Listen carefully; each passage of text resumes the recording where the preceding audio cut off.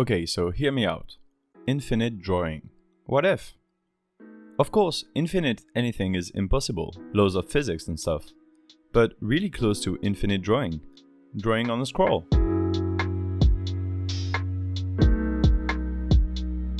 Well, hello there, I'm Pt.1. Has this concept been done before on YouTube? I don't know, probably, but I still came up with it independently. You see, before I started my PhD, I didn't have a lot of money. In between the end of my engineering school and the beginning of my research job, I had a month without money and with bills to pay like rent and food, etc. So naturally, I looked for a job. For a month last year, I became a cashier in a supermarket. It wasn't a fun job at all, but it paid. So why am I telling you all of this? Because I had a great idea back then. I haven't implemented it until now, but that's what you're watching right now.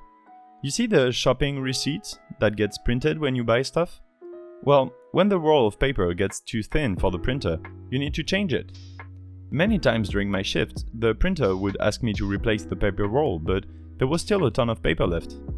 I don't like to waste resources, and I knew the almost empty roll would go in the trash. So I just kept it, and then kept another one, and another one. So now I have a few rolls of really thin grain, probably synthetic paper. Because I wanted to make it fancy and really look like an old school scroll, I taped two of these rolls together on opposite ends and voila! Now I have a really long roll of paper on which to draw. To keep it in place on my drawing pad, I taped a few small magnets here and there. Magnets are really useful with drawings. That's what I use to stick my drawings to my walls and stuff because I don't want to put a pin through it and make a hole. Or tape it and have it rip the drawing if I remove it. So you can take that to the bank. Use small magnets to pin your art to the wall if you don't have a proper frame. Back to this infinite drawing thingy. This video is a bit experimental. I tried a few things on the roll, all of them with my cross fountain pen and black ink. I didn't have any specific idea of what to draw on it, so I opened up a podcast and started drawing. The cool thing with this project is that if you're not feeling the drawing, you just have to roll one side to hide it and uncover another blank part of the scroll. Before I get into the specifics of what I was drawing, let me tell you already. This is just the first video of a few.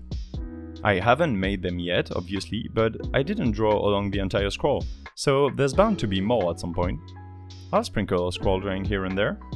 So be sure to be subscribed so you don't miss out on the next installment of this mini-series.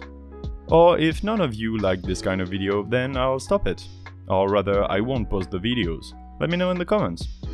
Anyway, the quick call to action is over. If you've subscribed at this point, thank you a lot. Because I let my mind wander freely while drawing this, the scroll immediately turned abstract. I started with sort of a tree branch infected with white blobs, like maybe an alien parasite clinging to it.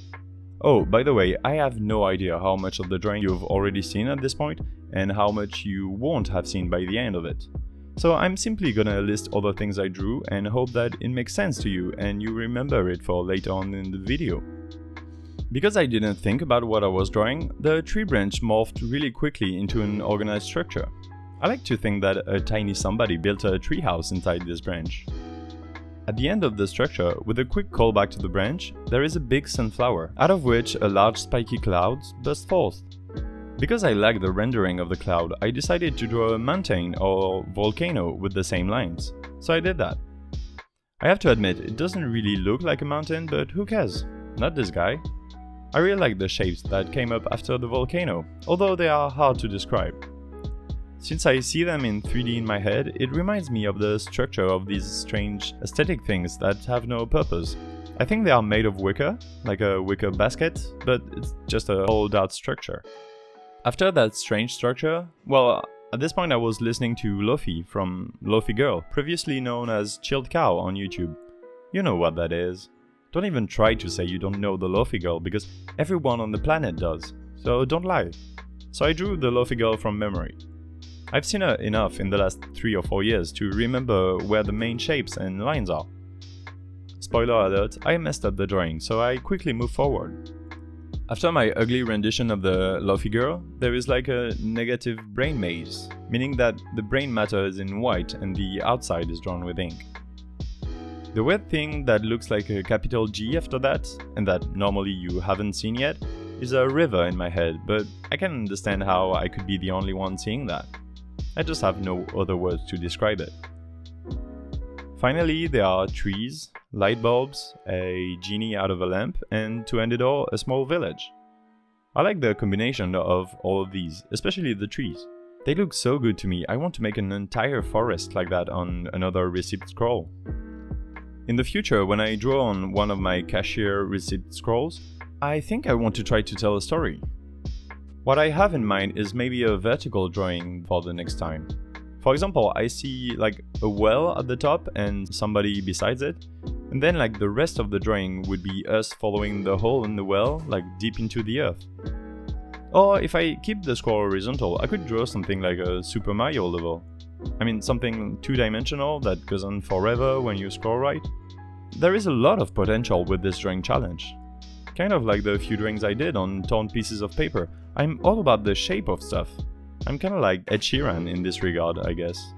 That's an outdated meme. Anyway, using rectangles as your canvas to draw is fine, but it's not as interesting. By using a scroll, instantly the realm of what I can draw gets bigger. There are so many things that you can't draw on a 21 by 29.7 centimeters format. With this drawing challenge, you can concentrate on linearity, like forget about the width and go wild with the length. That's hard to say. Width, wild, width, length. Ugh. I can do the sound, but not all the time. Quick language parenthesis. Alternating s and the is straight out impossible. Even things like short e and long e sounds is hard. Like the difference between hit and heat is not intuitive to me, but I can manage that. The, on the other hand, doesn't exist at all in French, so it's always been hard, no matter how much I speak or how fluent I am. But hey, apparently the French accent is viewed as cute around the world, so I guess I can live with that. All in all, this drawing with all the separate parts took about an hour and 30 minutes, and I did it in 2 installments. Again, this is an experiment, because I'm a scientist at heart and this is what I do. I hope you enjoyed it. Normally, this would be the moment I show you the full drawing in black and white, cleaned through Photoshop, but I have no idea how to do that with the scroll in the edits. I guess I'll discover how I did it at the same time as you. Do consider subscribing to this channel for all the drawings I do every Thursday and Sundays, like this video and leave a comment giving me your impressions. That's good to help us grow a community. I'm Pt.1 and I'll see you soon. Bye!